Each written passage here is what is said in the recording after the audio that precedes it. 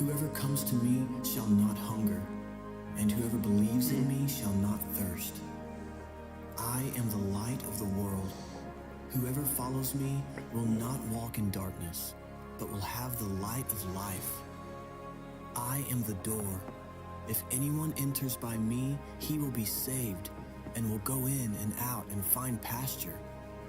I am the good shepherd. The good shepherd lays down his life for his sheep. I am the way, the truth, and the life. No one comes to the Father except through me. I am the true vine, and my Father is the vine dresser. Every branch in me that does not bear fruit, he takes away. And every branch that does bear fruit, he prunes, that it may bear more fruit. I am the resurrection and the life. Whoever believes in me, though he die, yet shall he live. And everyone who believes in me shall never die.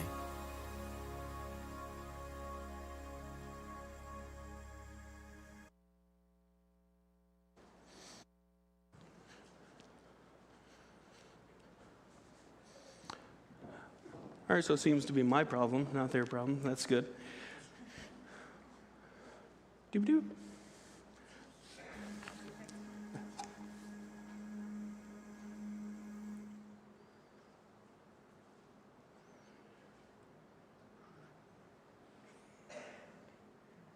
Yes, there we go. Okay.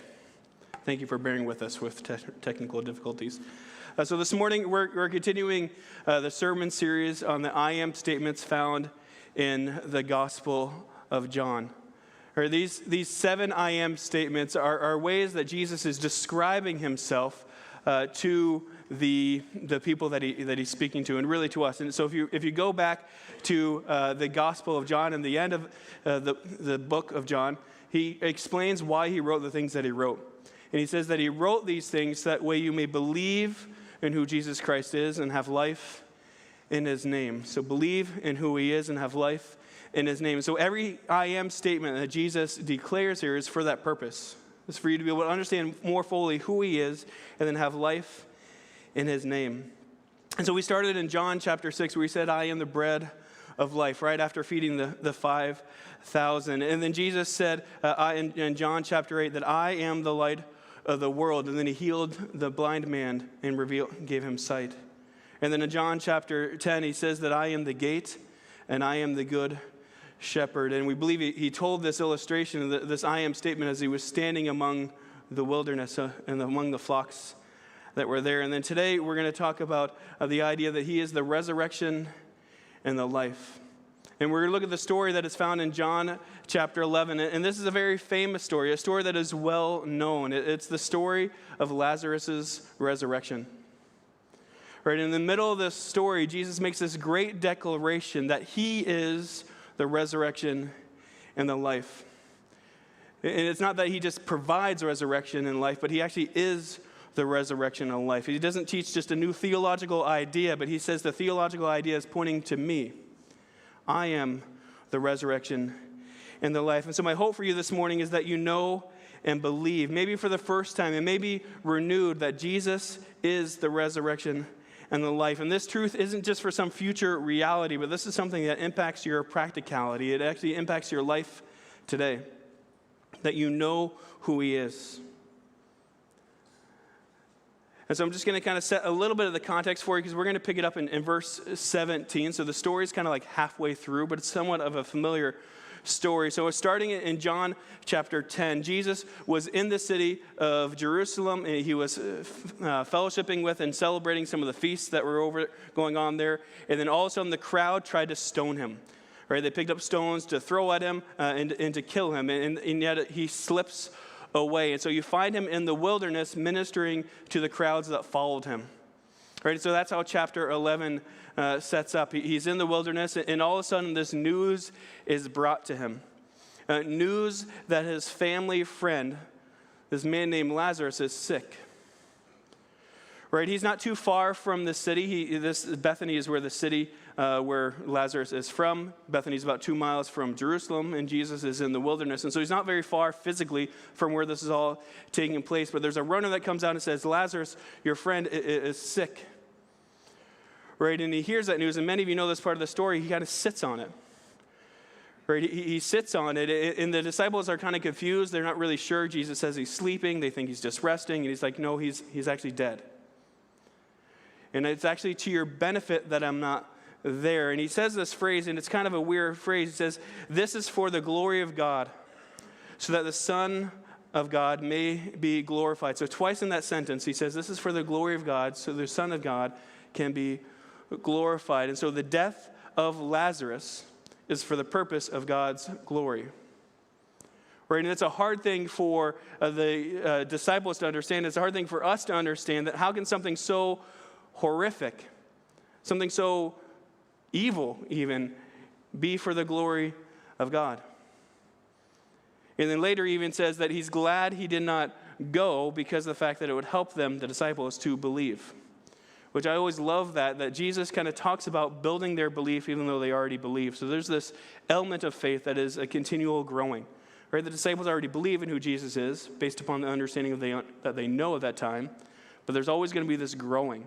And there should always be this growing, right? So if the disciples, the 12, were in this growing process of understanding who Jesus is and what it means to believe in him, it should give us an encouragement that we're doing the same thing today. And so that's where the story picks up. Jesus says, I'm going to go to the town because Lazarus is dead and I'm about to display my glory. I'm about to display God's glory. And so we pick it up in verse 17. It says, on his arrival, Jesus found that Lazarus had already been had already been in the tomb for 4 days. And so we make the assumption that he's been dead for at least 4 days, because if he died, and then they probably put him in the tomb right away. And this is somewhat important because there was this myth at that time that went around that the souls of the dead bodies would hang around for like 3 days. Right? This is not a scriptural thing. This is not found in the Old Testament. This is just kind of like a myth that was believed kind of among the Jewish people and the culture in that time. They believed that the soul kind of just like hung out. So maybe there would be an opportunity for the body to be able to be re-entered and come back to life. So 3 days was the time period. And 3 days, after 3 days, a body starts to decompose. Right? So at that point, there's no chance of body coming back to life. So the spirit would leave. That's kind of the folklore at that time. And so the 4 days is most commentators say that's on purpose. They're trying to dispel all possibility of somebody debunking this miracle. Right? This is a dead person. He's in the tomb and he's rotting. That's kind of what they're saying by that phrase. The story continues on. It says, now Bethany, was the city he was at, was less than 2 miles from Jerusalem. And many Jews had come to Martha and Mary to comfort them in their loss of their brother. And one thing that's important just to note here is that there's a crowd. Because they're physically close to Jerusalem, there'd be a crowd that normally wouldn't travel to further distances away. But there's this crowd. And so the normal practice for the Jewish culture at this time is they would have people that would not only be comforting as a family, like my family would be comforted maybe by you guys coming to visit me because we're close, but then they would also have people that would comfort them that would be professional mourners. So it was part of their task in society to mourn with those who are mourning. Right? Our culture doesn't do this. We don't mourn loud and very vocal. We're kind of quiet mourners, right? When you go to a funeral, sometimes we feel very awkward when somebody's crying, or you have that, you're not really sure even what to do when somebody's sad. In their culture, they try to get rid of that stigmatism, that fear of mourning, by just having a group of people that are professional mourners that would cry and wail loudly. So they would be the ones that would make all that noise. So I won't imitate it today, but you can kind of picture what I'm thinking of, right? The loud kind of crying that's out there. I'm pretty sure even maybe somebody did like ugly cry, right, to try to dispel all that. But we have this large crowd. That's actually the important part to me, is there's this large group of people that are kind of around Martha and Mary. Okay, so Jesus comes just to the outskirts of the city, and it continues on, says, and when Martha heard that Jesus was coming, she went out to him, but Mary stayed at home. Lord, Martha said to Jesus, if you had been here, my brother would not have died. In this sentence that she says to Jesus. It's repeated later by Mary as she comes to Jesus, and then it's even repeated later by the crowd that comes to Jesus. And you can assume that they've had this conversation. Right? We don't know, the details are not there, what death it is that Lazarus suffered from, but we believe that it was a sudden death. Meaning within a 2 weeks time period, the sickness fell upon him and he had died. And so those that kind of work in the medical field and that maybe even experience this, you know that when there's a death that falls upon somebody that quickly, it's very violent. It's very horrific. It's very painful. Right, so they sent out word to Jesus to be able to come back and to be able to heal their brother. And their phrase is, if you had been here, my brother would not have died. Right, it's a sentence that's mixed together with faith and disappointment. Jesus, I know if you had been here, my brother wouldn't have died, but where were you? I thought you were my friend. I thought you were my Savior. I know many of us have maybe even said phrases like this before. God, where are you? If you really were God, if you really do care for me, then you would show up. Why is this happening in my life? Why am I experiencing such difficulty? Why am I experiencing such pain? This doesn't feel like God's glory. This feels like God's wrath. Where were you? If you had been here, my brother would not have died.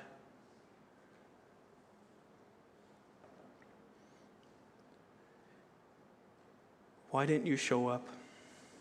You could have stopped his death. And then she says this phrase, a phrase that I believe was just a phrase that she knew she was supposed to say. Right? She's kind of said something maybe that wasn't the greatest. Jesus, if you were here, my brother wouldn't have died. Where were you? And then she says really what she should have felt like she needed to say. Right? She said, but I know that even now God will give you whatever you want, whatever you ask. Right? It's one of those phrases we say to try to comfort ourselves because we know we're supposed to as Christians. Right? We're going through a horrific event and we say, this is all for God's glory and for our good. Right? Things that we know we're supposed to say, but we don't feel like saying. Right? We don't feel like the situation dictates this truth, but we know we have to say it. Right? And this is why I think this is a beautiful picture of what a believer looks like when they're dealing with the most difficult and trial thing in their life, is they're able to have faith and yet wrestle with that faith and say, God, where are you in this situation? It doesn't seem like it makes sense. But I know, even now, or in that little phrase I've focused on this last week as I've thought about that, is she knows her brother is dead. She knows her brother is lying in a tomb and his body is rotting. The situation cannot get any more grave, can't get any worse. But yet she's still able to say, even now. Right? It's a hope past unhope. It's an unbelievable hope, a hope that doesn't even kind of make sense. And we see the same reflection in a lot of the patriarchs, the Old Testament people that displayed this type of hope. And we see it in Romans. It talks about Abraham. He says, against all hope. Right? Abraham, 100 years old, Sarah, 90 years old. It doesn't make any sense. But they hoped against all hope and believed. And so became the father of many nations. Just as it had been said to him, and the story continues on in there. But we have this hope above the hopeless situation, even now. Right? We need to not give up hope. God can save even now when it seems all things are lost, when it seems like there's no other way that is possible. God is still possible to save even now. And so maybe you are going through a situation where you look out and it seems like this is impossible.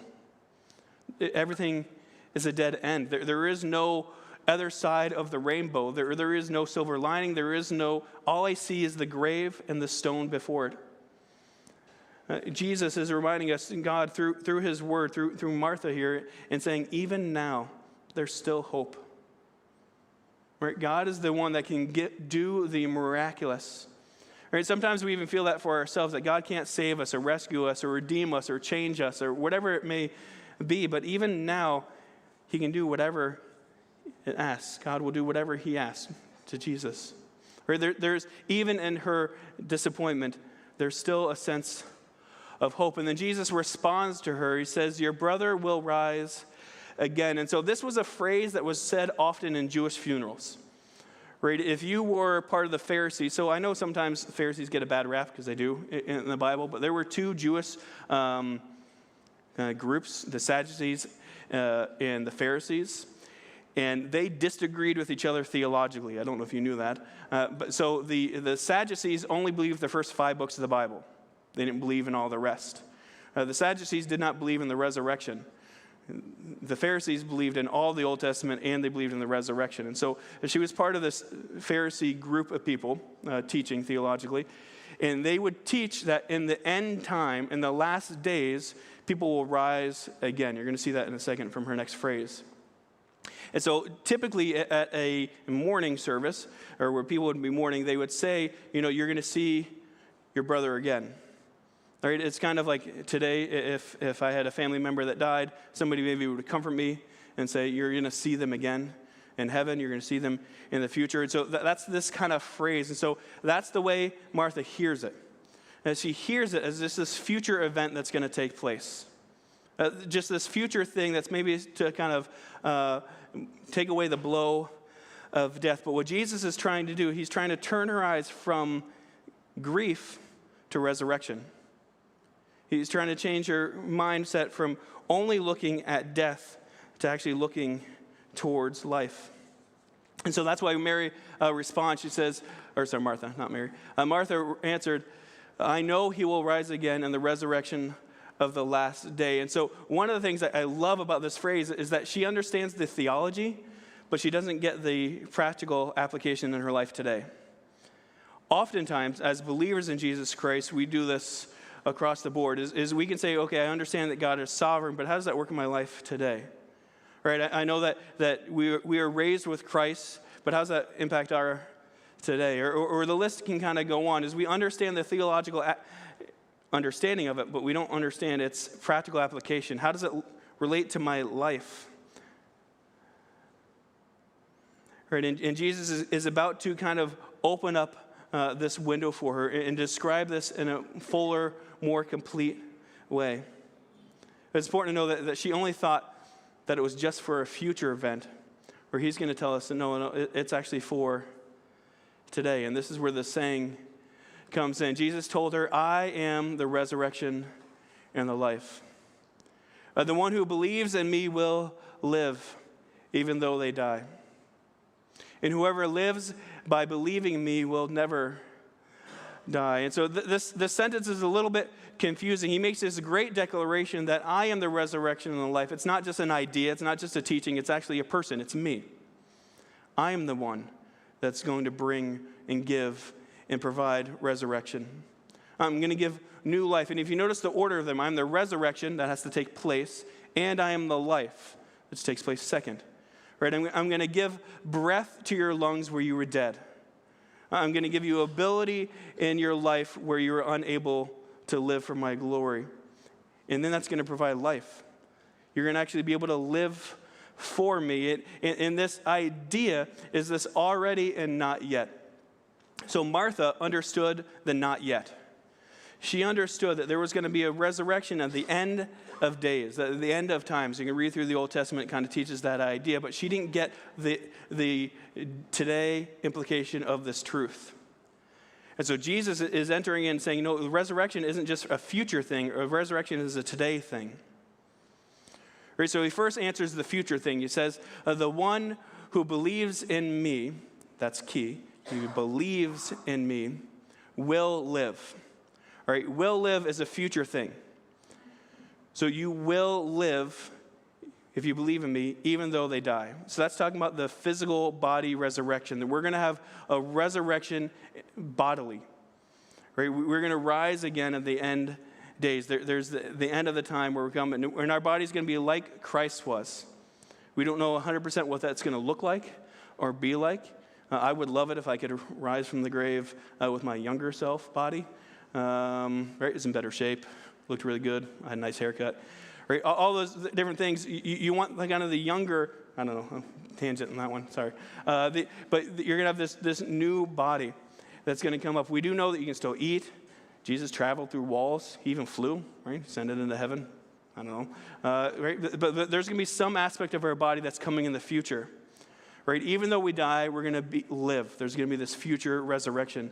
But he also says, and whoever lives by believing in me, and so those are present tense. So the first one is future tense, you're going to get a new body. And then here's the present tense, living and believing in me will never die. Right? You're never going to die. So how does this going to work out? And so this is where he's talking about the part they didn't really get was the spiritual sense, is that you have resurrection life today. This is the already. You already have freedom in Christ today. You have the removal of God's wrath today. You have freedom from the penalty of sin today. You don't have to face it anymore. The moment you place your faith and trust in Jesus Christ, you are resurrected. You have a new life. That's why Paul describes it later in different epistles. But we have a new life. We're never going to die. It's talking about our spiritual rebirth. Right? And this already not yet is hard for us to kind of understand sometimes. Sometimes we just think that these truths, these kind of things are just a future idea. And this is where the church gets confused sometimes when it explains the gospel as if just something that's giving you heaven. The gospel isn't just about going to heaven with God for eternity. It is, but not just that. It's actually for today. It's actually to give you resurrection of a new life today. It's an already and yet not yet. So Jesus describes this to her, and then he asks a very simple question. He says, do you believe this? Do you believe this? Do you believe that I am the resurrection and the life? Do you believe that you're going to be raised to glory at the end of days? And do you believe that you are raised to life today? Do you believe this? And Martha makes this great declaration. She says that, yes, Lord. She replies, I believe that you are the Messiah, the Son of God who has come into the world. So that three-part declaration that you are the Messiah, you are the sent one. You are the promised Savior of the world, the one that was promised to Adam and Eve that's going to crush the serpent head, the one that was the promised seed of Abraham that's going to bless the entire world, the one that is the king that's never going to remove from the throne of David. You are the Messiah. You are the sent one. You are the Son of God, and who has come into the world. I believe in who you are. I trust in who you are. Now, I don't want you to think that Martha understood everything about the resurrection story. She doesn't actually understand everything. We're going to see later in the story that she actually kind of testifies to this by some of her actions. But what she did know and what she did believe, she confessed. And again, it's a story and a picture of what it means to be believers in Jesus Christ, that we confess what we know at the moment, knowing that we're going to grow in our faith. After this conversation with Jesus, she runs and goes, gets her sister. It continues on. It says, after she said this, she went back and called her sister Mary aside. The teacher is here, she said, and he's asking for you. When Mary heard this, she got up quickly and went to him. Now Jesus had not yet entered the village, but was still in the place where Martha had met him. When the Jews who had been with Mary in the house, comforting her, noticed how quickly she got up and went out, they followed her, supposing she was going to the tomb to mourn there. The only thing, when I was reading this section, I was trying to think, why would this be included in the details of this story? And I think one of the greatest things to think about is that Jesus was drawing a crowd to himself. Right? He's about to do something that's going to display the glory of God. And so he wants people to be able to witness it. He wants people to be able to experience it. And he wants people for it to lead them to believe in who he is. And so he starts drawing this crowd to himself. And you're going to see Mary do something and actually say the same thing Martha said, but she acts a little bit different. Right? Martha, when she came to Jesus, the text kind of makes it sound like she stood face to face and had a conversation. Mary comes out to Jesus and she falls at his feet. And if you study the different gospel texts, you'll see that Mary is always found at the feet of Jesus.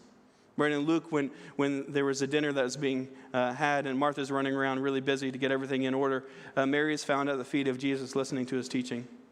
Right, in this story, you find her at the feet of Jesus, and then later on, you see her at the feet of Jesus washing his feet with her hair. Right, it seems to be her kind of this default position. Overcome with grief, she falls at his feet.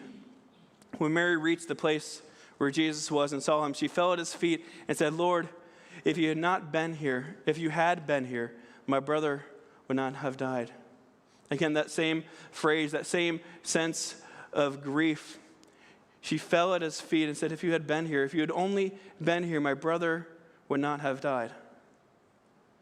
Right, can you imagine what the scenario was for the sisters as they lived there? And we can only imagine, and I think that they were unmarried. I think both their parents were no longer living, and I believe it was Lazarus' responsibility to care for their sisters. So the death of Lazarus was not just the death of a brother, which it was, but it was actually a death of their whole economic system. Right? They no longer had a house to live in. They had no longer had somebody to provide for them.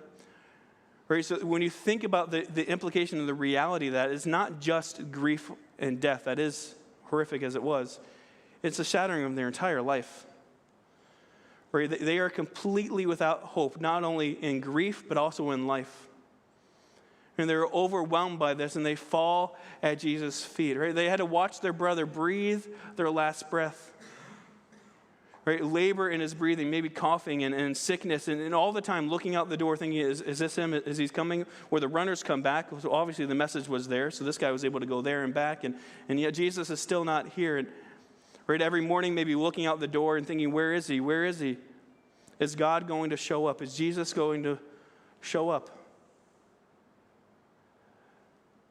And where were you? If you'd been here, my brother would not have died.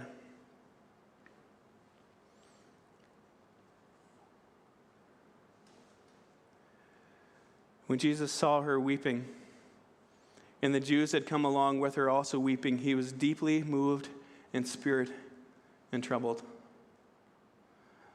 Jesus is experiencing something at a deeper level that we don't really fully understand. And those phrases, deeply moved in spirit and troubled, there are two words in the Greek. And I don't really think, me personally, the text really describes them as true as they could be. That deeply moved in spirit is a word that I can't pronounce in the Greek, but what it means to snort. Typically applies to an animal, right? To a bull or to a horse or something else that's about to charge something. So there's this snorting, right? And whenever it's applied to human beings, it means they are angry. They are responding in anger. So this phrase, what it means, Jesus sees Mary at his feet weeping, mourning, and that weeping is this loud crying, this loud, boisterous, lots of tears, mourning, and all the people around him mourning and crying, and he sees all that, and he is angry. Right? And he's not angry over their sadness. He's not angry over their tears. He's not angry out of any of those things. What he's angry about is sin. He's angry that sin leads to death. It's almost as if he's kind of, and maybe it's not the greatest phrase to use, but he's kind of ticked off a little bit. Like, these are my children. These are the ones I created. These are the ones I have planned for, and this is what they're going through because of sin and death. And so he is angry, and the word troubled means he's disturbed. He really is irritated. He is, the weight of this text is he is an angry guy. Right? And if you know, this is one of the beautiful things, is that anger is not a sin. Right? You see other elements of this where Jesus does this. Anger is a sin. It's what we do out of our anger. Right? But here in this situation, we have him angry and frustrated. And so he says to them, where have you laid him? Right? And I kind of picture this. I don't know if anybody's ever been to a park where you've been playing with your kids or you've seen this in an experience, and your kid kind of comes over you crying, upset, and they say, oh, this other kid in the park pushed me over, right? And they've got their little bruised, whatever like that. And then as a parent, what you say, where are they? Right? Show me where they are. Right? Not because you're going to go beat up a little kid. That's not what it's telling. But it's I'm going to deal with this problem. You just were hurt. My child is hurt, is crying, is upset. I see the impact that it's having on you. I'm going to go deal with this problem. Right? This is where I think the phrase is, where have you laid him? Show me where death is. Show me where death is existing in your presence. I'm about to deal with this. Right? I'm going to deal with this problem. Where's the location of death? Because I'm about to solve it. And then they say to him, come and see, Lord. They replied, and I believe they walked to the tomb, and as they were walking there, they stood outside where this tomb was, and it was very similar to like Jesus' tomb later. It's a cave with a stone in front of it. Right, and as he stands there and he sees the tomb, we have the shortest verse in the New Testament, the scripture that's there. It says, Jesus wept. All right, this is different than the mourning that was taking place. The mourning was loud wailing. This is silent burst out of tears. It's only used once in the Greek in the New Testament, and it's here. And it just means bursting out in silent tears. What this shows in this picture is that Jesus has this dual response to sin and humanity's difficulty and plight with sin, is the fact of anger and frustration that he wants to deal with this. That's kind of like God's wrath, right? Wrath towards sin, wrath towards death, the enemy of humankind. And then he has the second part of it, where his love.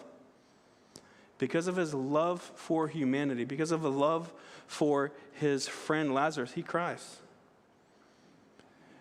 Right? And he sheds these tears. And this points to the reality that Jesus feels our pain, not just solves our problem, but feels our problem.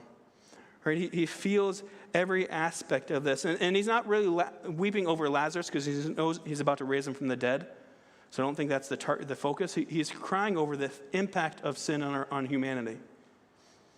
It hurts, right? It doesn't feel good. We go through a lot of garbage in our lives because of our own sin and the sin around us.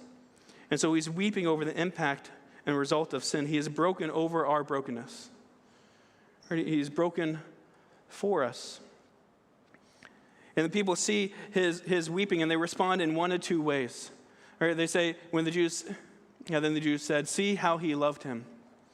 But some of them said, could not he who opened the eyes of the blind man have kept this man from dying? And I believe both of these sentences are very humanistic in their approach. They're saying, look how much he loves him. Look how great we are to be able to receive God's love. And maybe it's a weird way to think about it, but I believe thinking only that we deserve God's love is a very humanistic response to the person of who God is. Right? God is not just love. He's also just. Or he still has to deal with sin. And so he's not only looking at us with just love. So I think that's kind of a humanistic response. But then the other aspect is couldn't he have done something? Right? I believe a lot of people approach Christianity with that thought. If God really was who God was, then why is there so much sin in the world? Why do bad things happen? Right? And that's typically the response people have when they come to it. If he really was who he said he was, then he shouldn't have died. Right? He could at least healed from a distance. He did that with other people. Why didn't he do that with this guy he seemingly loved?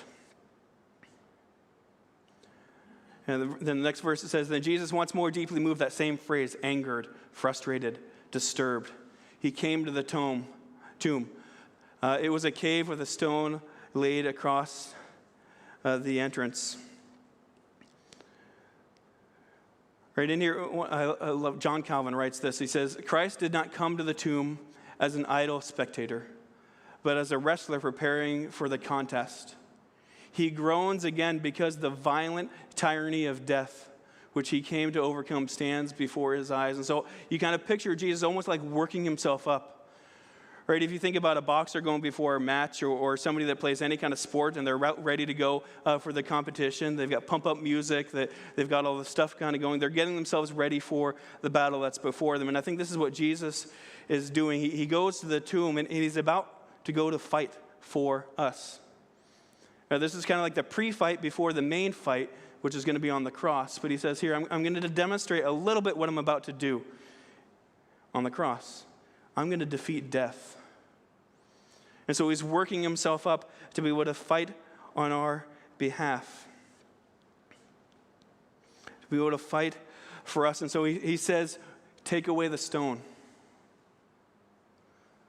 Take away the stone. And in this sentence, it is both a command, well, it is a command looking for a response of faith. Right? Jesus did not need them to take away the stone. If you think about it, he's about to raise somebody from the dead. Right? If he wanted to, he could just move the stone. He could have gotten an angel to come down from heaven and move the stone. But he expected the people to be part of his miracle. Right, and one of the things that God does in this story and throughout all of his story, he invites us into the participation of the miraculous. He does what only he can do, but he expects us to do what he has gifted us and enabled us to do. So we're supposed to act on his behalf. So Jesus will do the miracle, but he wants us to be part of it. So do what we can do. Right? Take away this stone. And then Mary says something that's found in the King James. I'm just going to quote it because I don't have it on the screen. He says, but Lord, he stinketh. I've always thought that was funny. But yeah, that's what she says. But Lord, Martha said, sister of the dead man, by this time there's a bad odor, for he's been in there for 4 days. And it points to the reality is nobody's expecting resurrection. Nobody's expecting a miracle, only expecting grief. They're not expecting any sense of hope. He's been dead for 4 days. And then Jesus says to her, then did I not tell you that if you believe, you will see the glory of God? Her belief, her understanding of who Jesus is would not impact the miracle. It's going to happen. Jesus is going to raise Lazarus from the dead no matter what. But her belief will impact the way she sees the miracle. Are you going to see God's glory in what I'm about to do, or are you just going to see a miraculous act? Are you going to see truly who I am and truly who God is, or are you just going to see a dead man come to life? Your belief impacts how you see the story, not just what takes place in the story. Right?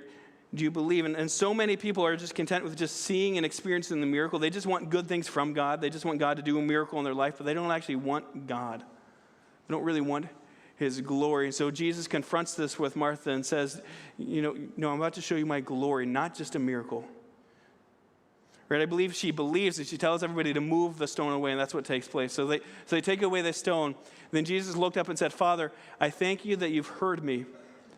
I know that you always hear me, but I say this for the benefit of the people standing here, that they may believe that you sent me. So at some point, Jesus prayed a prayer. We don't know if it was during this time, if it was back when he was still traveling, but at some point he said a prayer, and he knew that God was going to answer it and that this was going to take place. And so he says in the hearing of everybody, I thank you for hearing my prayer.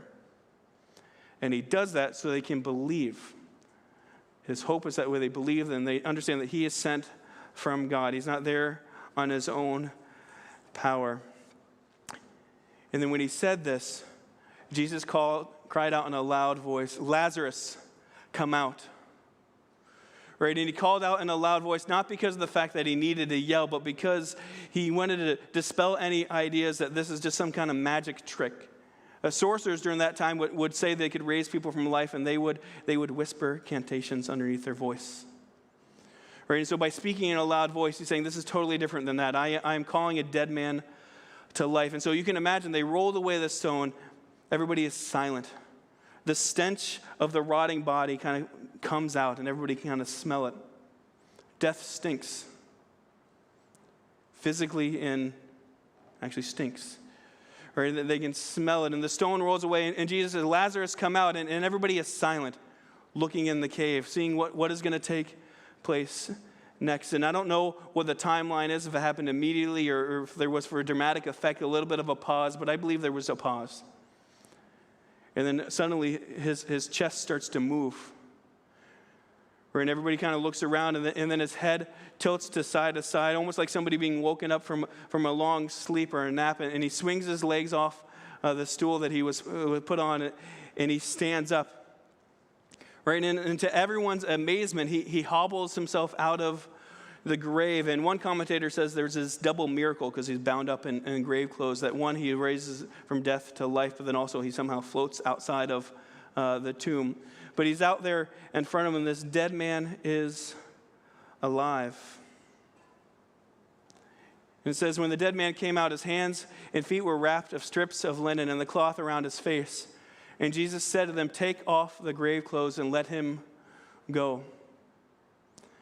I don't want to over-spiritualize this part of the text, but I think there's some really great truth that is there. Is what Jesus is saying to them, this man is no longer dead.